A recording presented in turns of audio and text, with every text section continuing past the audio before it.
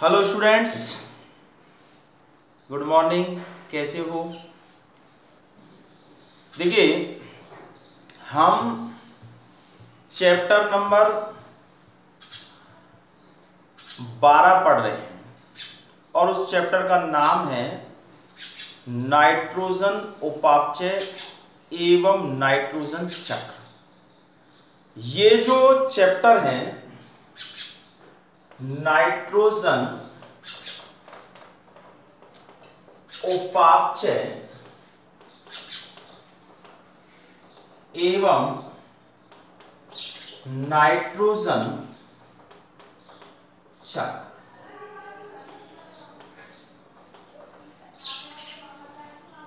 इस चैप्टर में हमने पहले भी कहा कि वायुमंडल में सबसे ज्यादा नाइट्रोजन गैस होती है, परंतु पादप इस नाइट्रोजन को सीधे ही इसी गैसीय अवस्था में ग्रहण नहीं कर पाते हैं, बल्कि ये इसे मृदा से यौगिकों के रूप में ग्रहण करते हैं।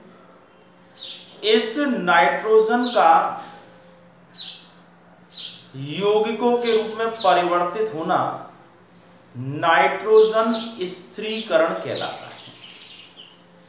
और ये नाइट्रोजन स्थिरीकरण इसलिए जरूरी होता है क्योंकि नाइट्रोजन के यौगिक बनने के लिए ये जो द्विपरमाणुवीय यौगिक या द्विपरमाणुवीय जो अणु होता है जिसमें 3 से संयोजक बंध होते हैं, उनको तोड़ा जाता है और यौगिकों के रूप में परिवर्तित किया जाता है। तो ये नाइट्रोजन स्थिरीकरण का जो कार्य है, ये कार्य 2 प्रकार से होता है। एक तो होता है अजैविक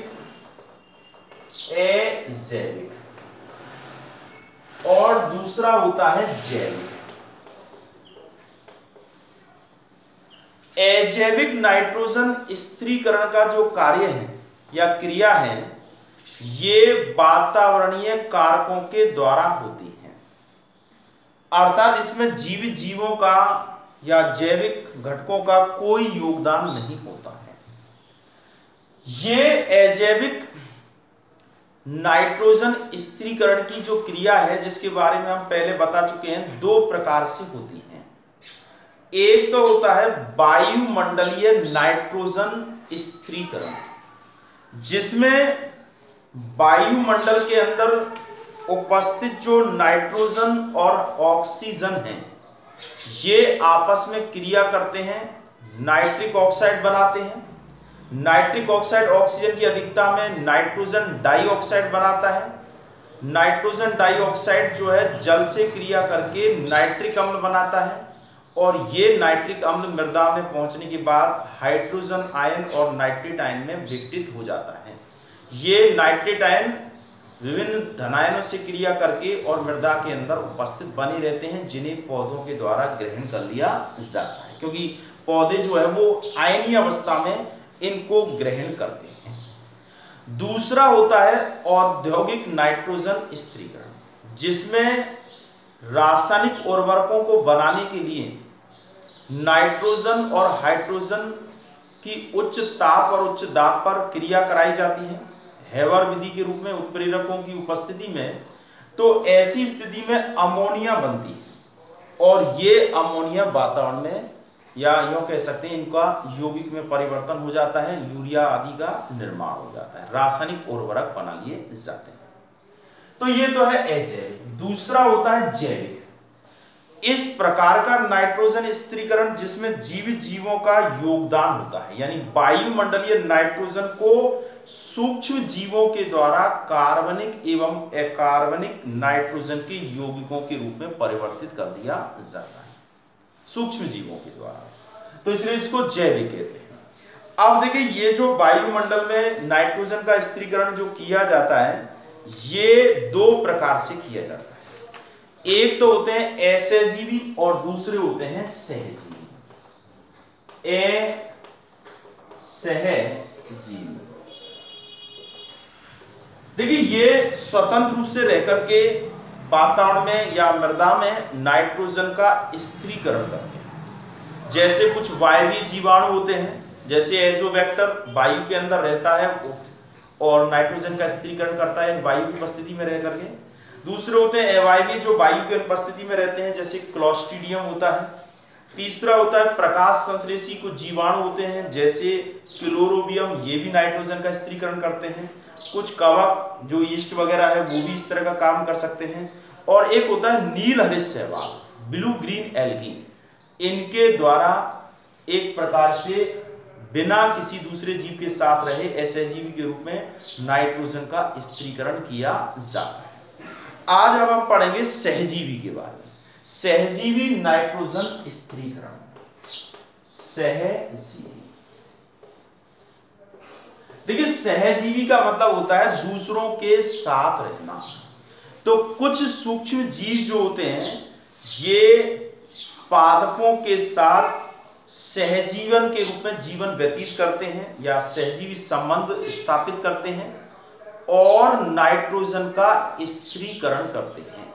अर्थात ये पादप को लाभ भी पहुंचाते हैं और पादप से अपनी आवश्यकताओं की पूर्ति भी करते हैं। ठीक है, तो अब हम बात करें सहजीवी नाइट्रोजन स्थिरीकरण।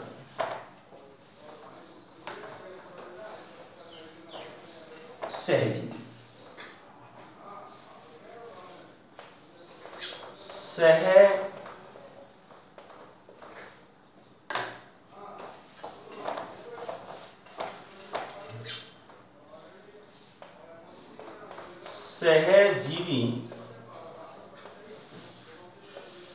सहजीवी जैविक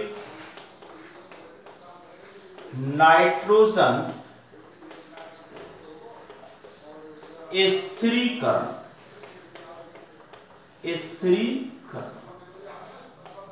देखिए सहजीवी भी है और जैविक है। ठीक है, अब देखिए सहजीवी के रूप में इस प्रकार का जो नाइट्रोजन स्थिरीकरण है जिसके बारे में हम बता चुके हैं, इस प्रकार का नाइट्रोजन स्थिरीकरण में जो सूक्ष्म जीव होते हैं, बहुत सूक्ष्म जीव जैसे जीवाणु वगैरह, ये दूसरे पादपों के साथ सहजीवी संबंध स्थापित करते हैं और नाइट्रोजन का स्थिरीकरण करते हैं। जैसे लेग्यूमिनेसी कुल, लेग्यूमिनेसी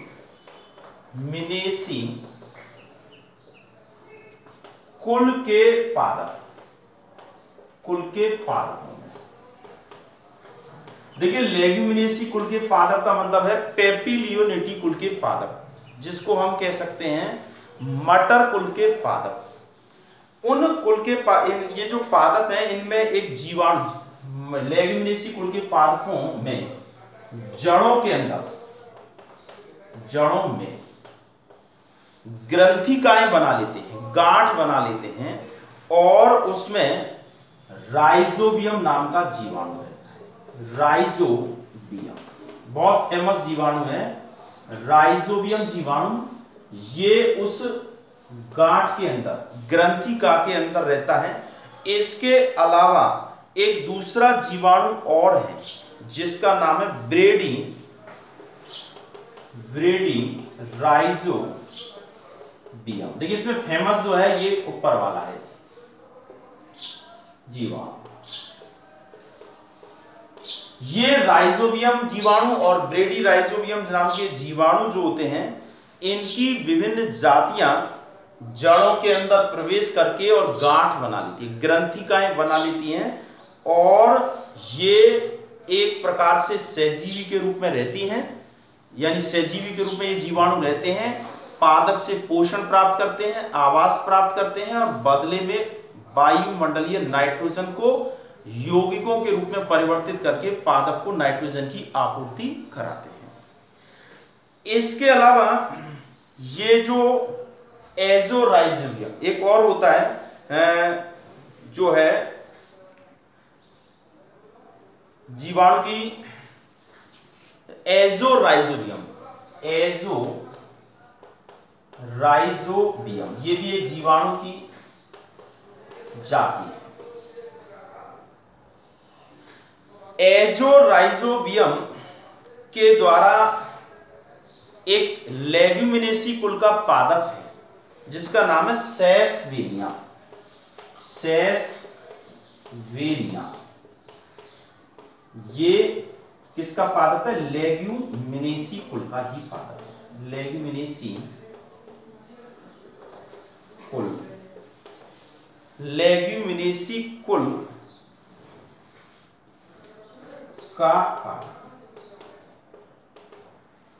तो देखिए ये एजोराइजोबियम जो है ये भी नाइट्रोजन का स्थिरीकरण करता है और ये तो जड़ में रहते हैं, ये तने में रहता है, अर्थात एजोराइजोबियम ये तनों में या स्तंभ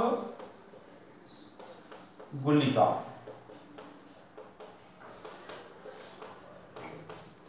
तो एजोराइजोबियम नाम का जो जीवाणु है वो लेग्यूमिनेसी कुल के पादप सेसवेनिया, उसकी अंदर तने में कुछ गांठें बन जाती हैं, उनके अंदर ये रहता है और नाइट्रोजन का स्थिरीकरण करता है। ठीक है, इसके अलावा एलेग्यूमिनेसी कुल के पादप होते हैं। एलेग्यूमिनेसी कुल, लेग्यूमिनेसी कुल यानी दूसरा। लेग्यूमिनेसी कुल के जो पादप है, एक पादप होता है जैसे अल्नस,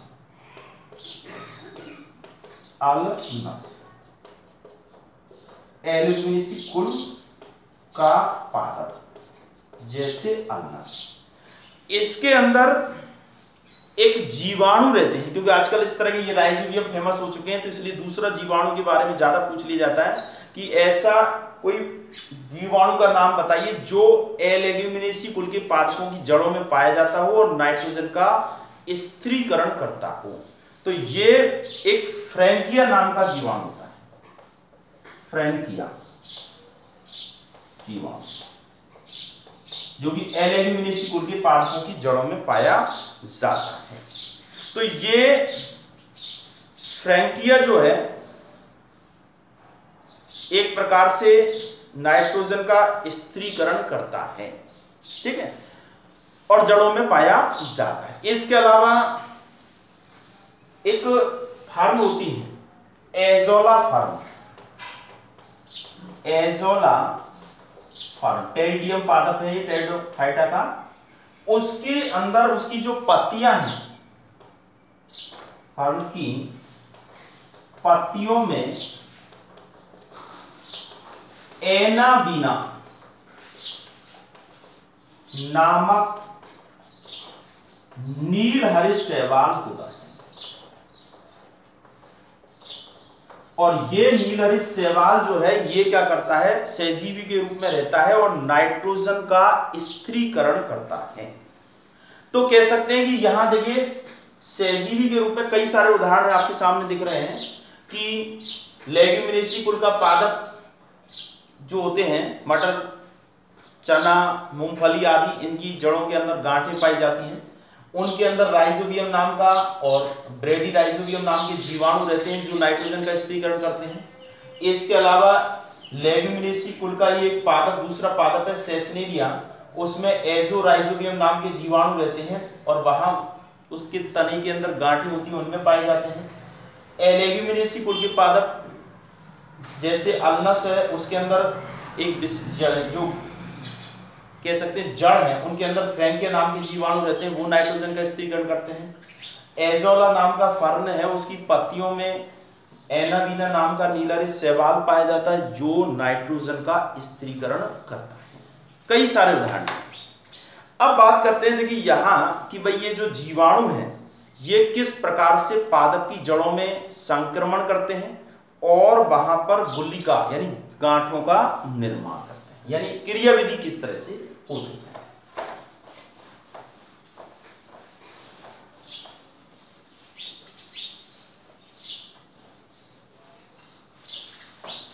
देखिए इसमें हम पढ़ेंगे गांठों के निर्माण की क्रिया, यानी गुलिका, गांठ को नॉड कहते हैं। जीवाणु संक्रमण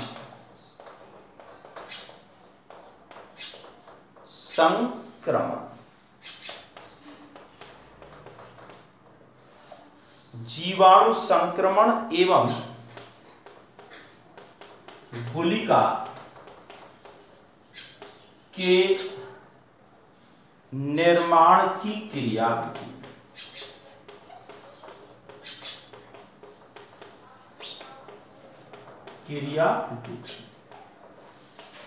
देखिए, चना वगैरह के पेड़ की जड़ों को अगर आप उपाड़ करके देखोगे तो उसमें कुछ छोटी छोटी गांठें होंगी, और उनको अगर हल्का सा ब्लेड से काट के देखोगे तो उसमें लाल रंग नजर आएगा। तो वो गांठें जो होती हैं वो एज ए गुलिका के निर्माण की। अब देखिए, राइजोबियम नाम लेग्यूमिनेसी कुल के पास हम ले रहे हैं। लेग्यूमिनेसी कुल के पादपों में राइजोबियम जीवाणु द्वारा, लेग्यूमिनेसी कुल के जो पादप होते हैं उन पादपों में जड़ों के अंदर राइजोबियम नाम के जो जीवाणु हैं वो रहते हैं। ये राइजोबियम मृदा के अंदर पाए जाने वाला एक ग्राम नेगेटिव जीवाणु होता है, और ये जो मटर कुल के पादप होते हैं उनके समीप के क्षेत्रों में एकत्रित हो जाता है, और ये शीघ्र ही गुलिकाओं के निर्माण की क्रिया को करना प्रारंभ कर देता है। ठीक है, अब ये गुलिकाओं के या गांठों के निर्माण की प्रक्रिया कैसे होती है? सबसे पहले क्या होता है कि लेग्यूमिनेसी कुल के जो पादप होते हैं ये एक विशेष ग्लाइकोप्रोटीन जिसका नाम है लैक्टिन, विशेष ग्लाइकोप्रोटीन है, ग्लाइकोप्रोटीन। इस ग्लाइकोप्रोटीन को जिसका नाम है लैक्टिन, इसे स्रावित करता है, और ये पदार्थ जो है राइजोबियम, यानी ये क्या स्रावित कौन कर रहा है? पादपों की जड़ें। और पादपों की जड़ें इस लैक्टिन का जब स्राव करते हैं तो राइजोबियम वंश के जीवाणु को अपनी ओर आकर्षित करते हैं। इसके बाद पादपों की जड़ों के द्वारा पादप हार्मोन स्रावित किए जाते हैं, ऑक्सिन और साइटोकाइनिन। इसके साथ साथ जीवाणु के द्वारा भी कुछ निर्मित और स्रावित किए जाते हैं जिनको हम कहते हैं नॉड कारक। कुछ पदार्थ स्रावित किए जाते हैं, और ये दोनों जो है प्रभावों से जड़ों की जो मूल रोम है वो हुकनुमा संरचना में मुड़ जाती है। यानी पादप के द्वारा वृद्धि हार्मोन, ऑक्सिन और साइटोकाइनिन, और जीवाणु के द्वारा नॉड कारक, दोनों के प्रभाव से मूल रोम कोशिकाएं जो है मुड़ जाती हैं। ये जो मूल रोम है वो हुक के समान कुंडलित संरचना के रूप में परिवर्तित हो जाती है, और जगह जगह से जब मुड़ती है तो टूट जाती है।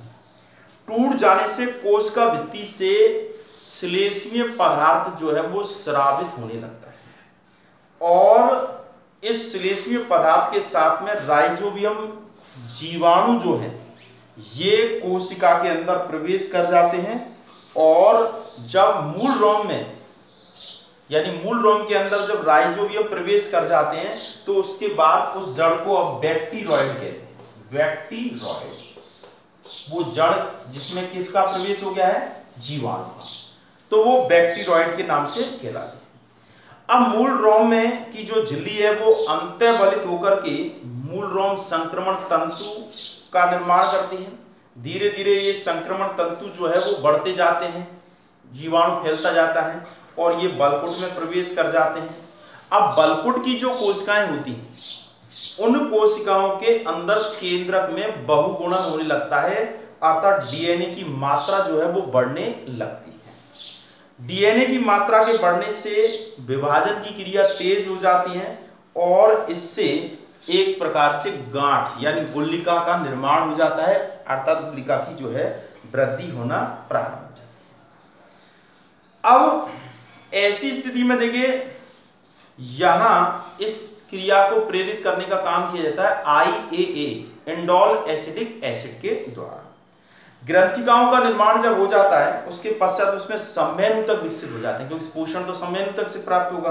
तो संवहनूतक विकसित जब हो जाते हैं तो ये जीवित ग्रंथिकाएं जो है वो उपस्थित जो बैक्टीरियोइड्स हैं, ये एक प्रकार से परिजीवाणु झिल्ली में उपस्थित एक वर्णक लैग हीमोग्लोबिन होता है। उसके कारण क्या है कि इस ग्रंथि में लाल रंग दिखाई देता है, और वो किसके कारण दिखाई देता है? लैग हीमोग्लोबिन के कारण। और जब ये लैग हीमोग्लोबिन मृत हो जाता है तो ये जो है जड़ जो है ये सफेद रंग की हो जाती है। अब देखिए इस नाइट्रोजन के स्थिरीकरण का जो कार्य है, यानी इस पूरी जो प्रक्रिया है, इस प्रक्रिया में बनने के बाद में नाइट्रोजन का स्थिरीकरण करने में दो प्रकार के प्रोटीनों की विशेष प्रकार से महत्वपूर्ण भूमिका होती है, क्योंकि बनने के बाद ये क्रिया तभी होगी जब ये दो प्रोटीन अपना कार्य करेंगे। एक तो प्रोटीन है लैग हीमोग्लोबिन, लैग हीमोग्लोबिन।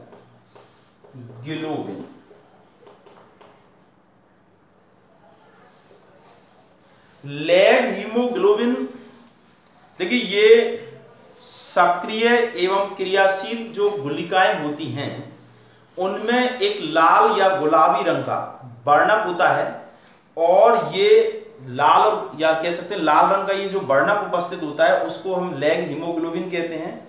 ये वर्णक क्या करता है कि नाइट्रोजन के स्थिरीकरण के दौरान, नाइट्रोजन के स्थिरीकरण के दौरान ऑक्सीजन अवशोषित करने का कार्य करता है, क्योंकि नाइट्रोजन का स्थिरीकरण करने वाला जो एंजाइम है ये तभी काम करेगा जब ऑक्सीजन की एक प्रकार से अनुपस्थिति होगी।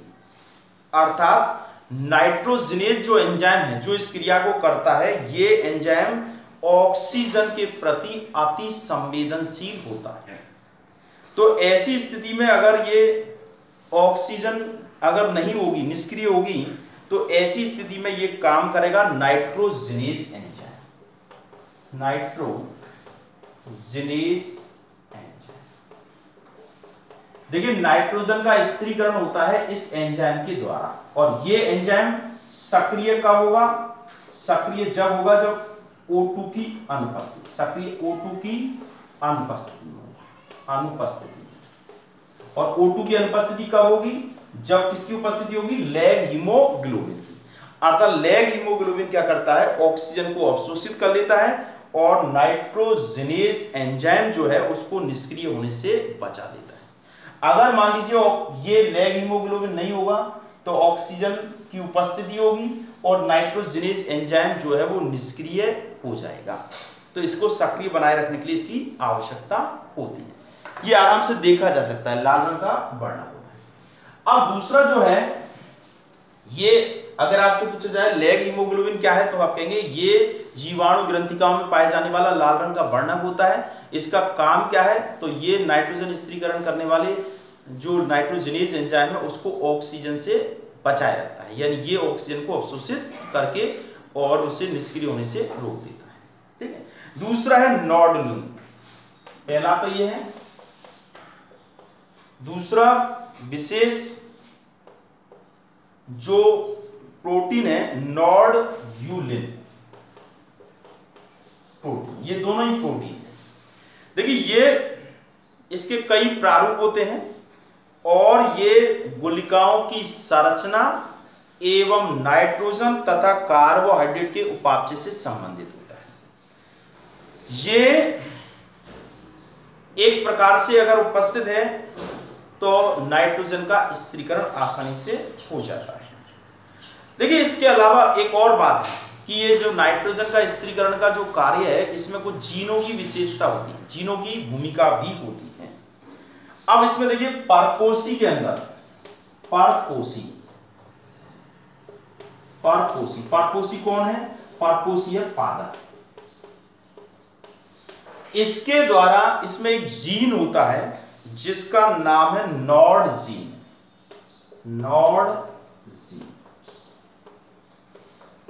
ये जीन इस गांठ को, गुलिकाओं के निर्माण की क्रिया को प्रेरित करता है, जबकि जीवाणु जो है, राइजोबियम जीवाणु जो कि सहजीवी है, इसके अंदर देखिए नॉड जीन, एक होता है nif gene, nod gene, nif gene और फिक्स जीन, 3 जीन है।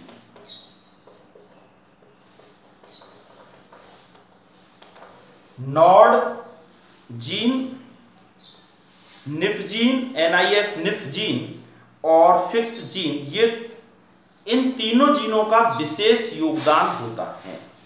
अर्थात नॉड जीन जो है ये तो गुलिकाओं यानी गांठों के निर्माण की क्रिया को एक प्रकार से महत्वपूर्ण भूमिका निभाता है, और दूसरा जो है निफ जीन, ये जो निफ जीन है ये नाइट्रोजन स्थिरीकरण करने में महत्वपूर्ण भूमिका निभाता है। देखिए वर्तमान में बायोटेक्नोलॉजी के द्वारा ऐसे ऐसे पादप तैयार किए जा रहे हैं जिनमें सामान्य रूप से ये जीन नहीं पाए जाते हैं, लेकिन इनको विकसित किया जा रहा है, या यूं कह रहे हैं कि कुछ ऐसे जीवाणु तैयार किए जा रहे हैं जिनमें निफ जीन की उपस्थिति को उसमें बायोटेक्नोलॉजी से स्थापित किया जा रहा है, जिससे कि वे नाइट्रोजन के स्थिरीकरण में महत्वपूर्ण भूमिका निभा सके। तो इस तरह से ये नाइट्रोजन का स्थिरीकरण होता है, अर्थात यहां ये नाइट्रोजन के स्थिरीकरण की जो क्रिया विधि है वो किस प्रकार से होती है। तो ये क्रिया किस प्रकार, गुलिकाओं का निर्माण हो गया,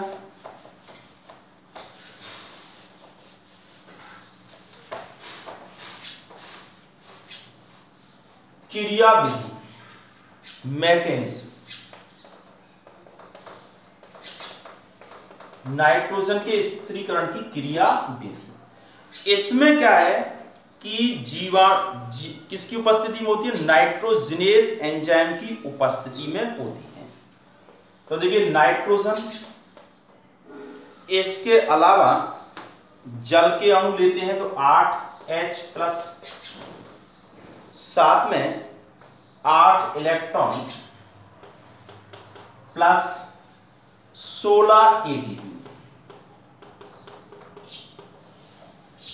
नाइट्रोजिनेज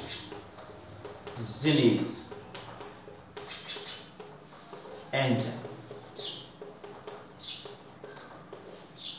ये नाइट्रोजिनेज एंजाइम इसे अमोनिया में बदल देता है। 2NH3 plus H2 plus 16 ADP, ATP से ADP बन गए और 16 इनऑर्गेनिक फास्फेट अलग से हो गए, इनऑर्गेनिक फास्फेट या इनऑर्गेनिक फास्फेट।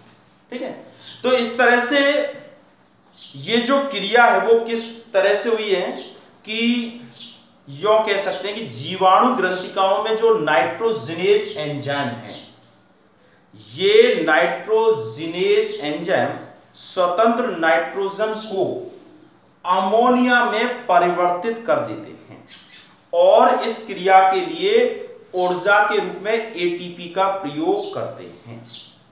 अर्थात यहां कह सकते हैं सहजीवी नाइट्रोजन स्थिरीकरण में जो ग्रंथिकाएं होती हैं वहां पर होती हैं और इसके लिए नाइट्रोजिनेज एंजाइम, और इस नाइट्रोजिनेज एंजाइम के कार्य करने के लिए लैग हीमोग्लोबिन वर्णक की उपस्थिति होती है। और ये एक प्रकार से राइजोबियम नाम का जो जीवाणु होता है वो उसमें जो निफ जीन होते हैं उसके द्वारा ये नाइट्रोजिनेज काम किया जाता है। और इस एंजाइम के लिए मॉलिब्लेडिनम यानी ये जो एंजाइम है उसके लिए मॉलिब्लेडिनम और आयरन, इन तत्वों की आवश्यकता होती है। ये तत्व के यानी एक प्रकार से nitrogenase enzyme, nitrogenase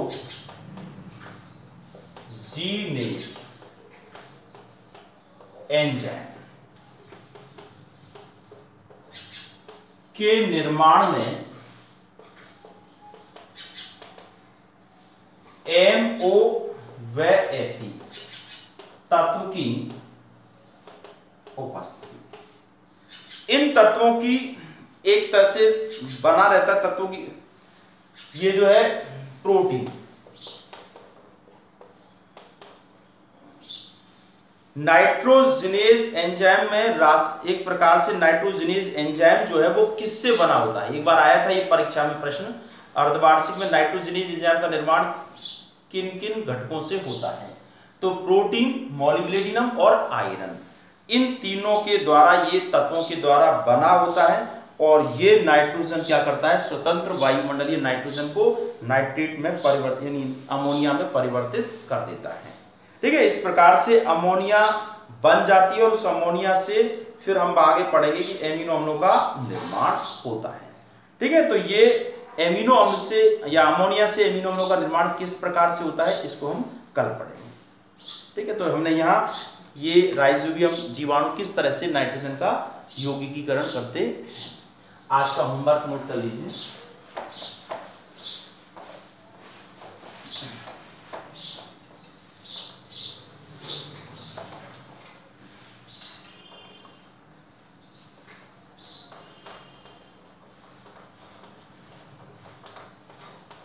question number 1, पहला क्वेश्चन है,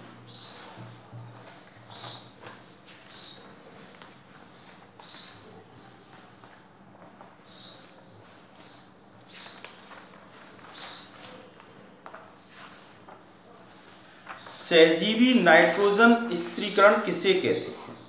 पहला प्रश्न देखिए,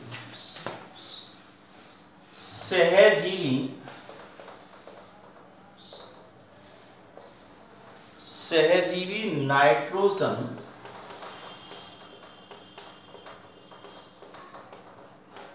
स्थिरीकरण किसे कहते हैं?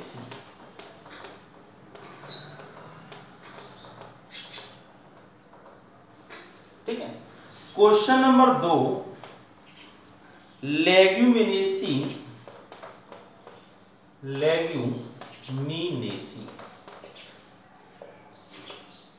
कुल के पादपों की जड़ों में पाए जाने वाले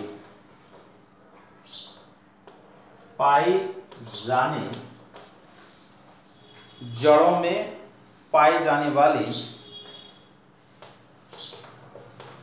एक सहजीवी जीवाणु का नाम लिखिए।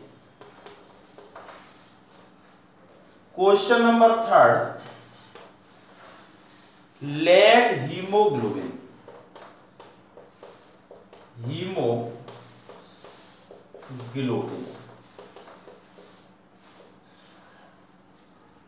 का एक कार्य लिखिए।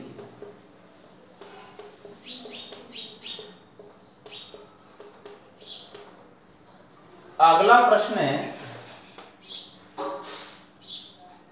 सहजीवी नाइट्रोजन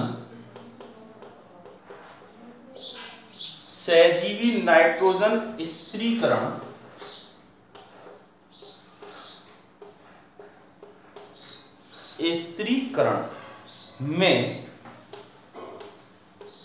किन दो प्रोटीनों का विशेष महत्व होता है? इस तरह से ये 4 प्रश्न हैं और इन चारों प्रश्नों के आपको उत्तर देने हैं। ठीक है, आपके सामने प्रश्न लिखे हुए हैं। पहला प्रश्न है, सहजीवी नाइट्रोजन स्थिरीकरण किसे कहते हैं? दूसरा है, लेग्यूमिनेसी कुल के पादपों की जड़ों में पाए जाने वाले एक सहजीवी जीवाणु का नाम लिखिए। तीसरा है, लैग हीमोग्लोबिन का एक कार्य लिखिए। और चौथा है, सहजीवी नाइट्रोजन स्थिरीकरण में किन दो प्रोटीनों का विशेष योगदान होता है? ठीक है, तो इस तरह से ये आज का होमवर्क हो गया और कल हम पढ़ेंगे कि ये जो नाइट्रोजन स्थिरीकरण के बाद में नाइट्रोजन चक्र की जो 3 और अवस्था है, पहली तो नाइट्रोजन स्थिरीकरण है, दूसरा है अमोनीकरण, तीसरा है नाइट्रीकरण और चौथा है विनाइट्रीकरण, उनके बारे में पढ़ेंगे। और ये प्रश्न, ये चैप्टर काफी कुछ आगे बढ़ चुका है। ठीक है, आज के लिए इतना।